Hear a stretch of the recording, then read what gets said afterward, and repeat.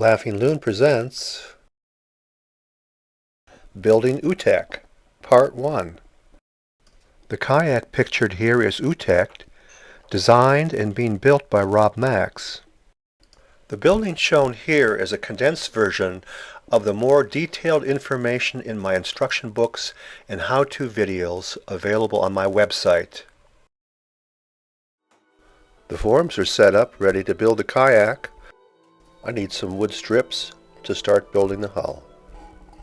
I'm going to cut my strips from Western Red Cedar boards. These Western Red Cedar boards are typical widths and thicknesses available at lumber yards.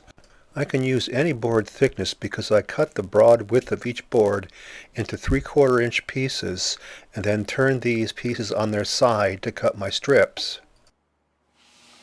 Other builders cut strips off the edge of a board. This doesn't allow you to know what your wood will look like. I choose the broad face of each board for vertical grain and beauty. By cutting this face into 3/4 inch pieces, these pieces are easier to handle than one large board.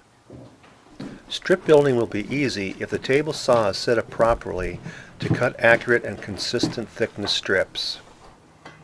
To set up my table saw, I must check the blade is 90 degrees to the tabletop and that the fence is also at 90 degrees. Measure the distance from the front and back of the blade to the fence to ensure the fence is parallel to the blade, and wax the tabletop and fence to reduce friction. I'm going to cut strips for Ootek, which is 17.5 feet long, from an 18-foot 2x6 Western Red Cedar board. I'll need 3 in-feed stands and 3 out-feed stands. Adjust them for height.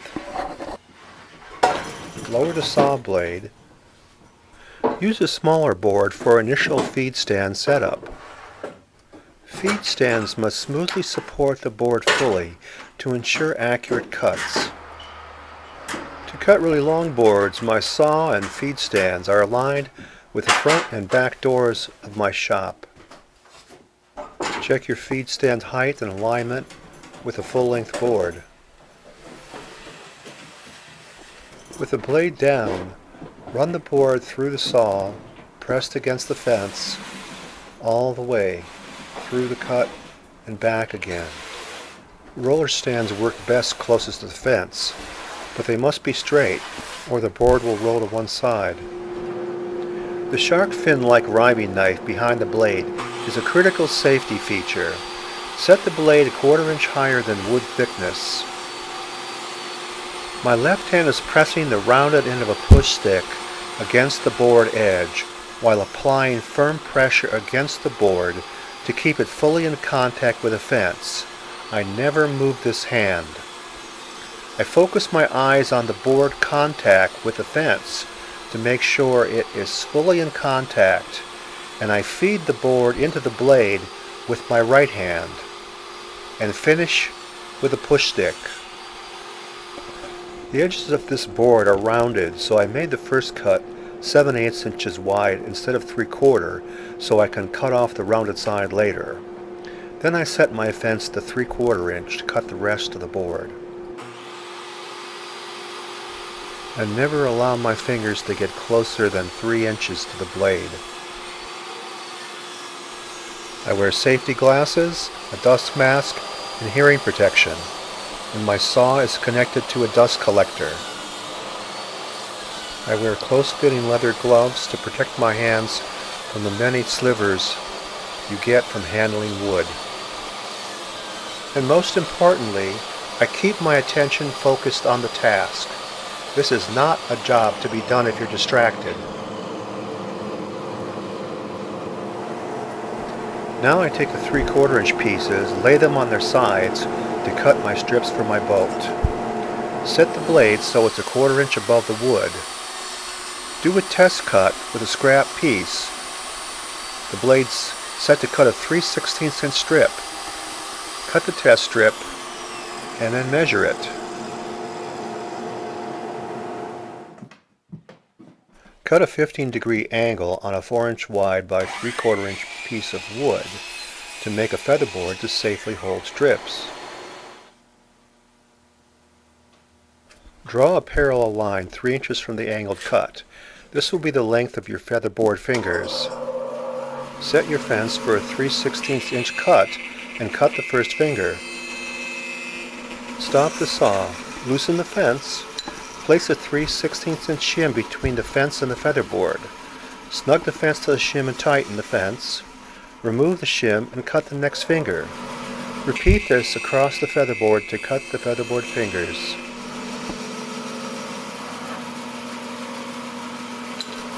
Trim the featherboard height to a convenient size. Take the first 3/4 inch thick piece and cut it about 12 inches and stop the saw. Lower the blade below the wood surface. Place the featherboard directly over the saw blade and against the fence. Clamp the featherboard to the fence.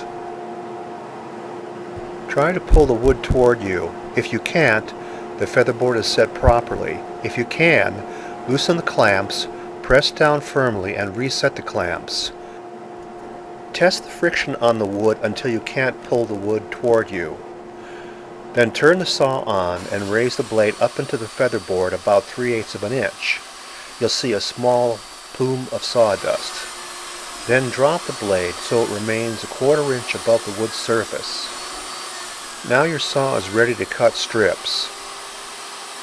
Apply constant pressure with the left hand and push stick butt against the wood to keep it firmly against the fence.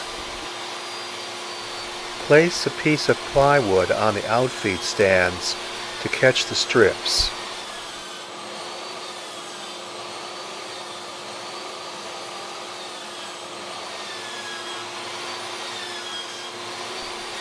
A properly adjusted featherboard will hold the end of the cut strip firmly without a kickback, so I can reach over the saw and pull the strip through.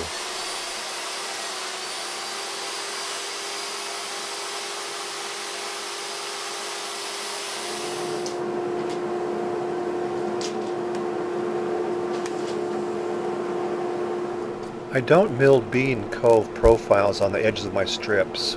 I do mill a 3-degree bevel on one edge of each strip. This 3-degree bevel allows me to butt strip edges tightly over 95% of my boat designs. The tighter curve of strips surrounding the hull bilge will need hand beveling. Mark the beveled edge with a pencil.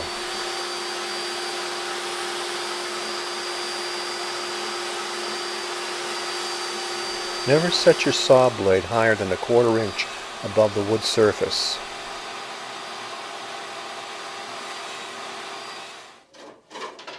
With my strips cut, I'm ready to start stripping the hull. Coming soon, Building Ootek Part 2. I'll strip the hull, sand, and fiberglass it. For more information on my strip building techniques, see my shop tips pages at laughingloon.com. Full plans for the Sea Kayak Ootek, along with many other canoe and kayak plans, instruction books, and how-to videos are available at my website, laughingloon.com.